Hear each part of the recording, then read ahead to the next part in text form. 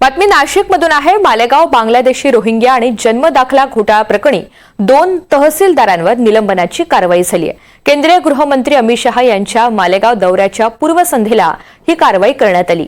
मालेगावचे तत्कालीन तहसीलदार नितीन देवरे आणि नायब तहसीलदार संदीप धारणकर यांचं निलंबन झालेलं आहे।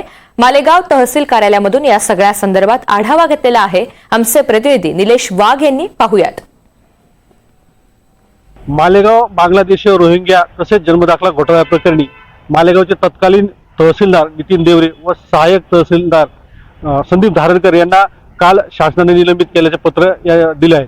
या प्रकरणी भाजप नेते व माजी खासदार किरीट सोमय्या यांनी मालेगावात बांगलादेशी घडवण्याचा अड्डा असल्याचा आरोप केला होता आणि तशी तक्रार देखील त्यांनी केली होती। आणि आज केंद्रीय गृहमंत्री अमित शहा यांच्या दौऱ्याच्या पार्श्वभूमीवर कालच शासनाने या मालेगावच्या दोघा अधिकाऱ्यांनी निलंबित केल्यामुळे या प्रकरणाला आता महत्त्व प्राप्त झालं आहे।